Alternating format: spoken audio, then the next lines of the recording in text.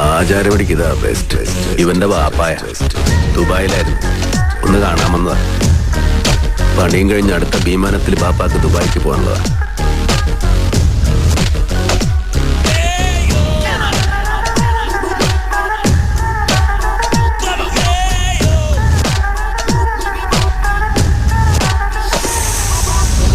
കോളനിന്നല്ല, അവന്റെ ഉമ്മാന്റെ ഗർഭപാത്രത്തിനാണേലും പൊക്കിയിരിക്കും.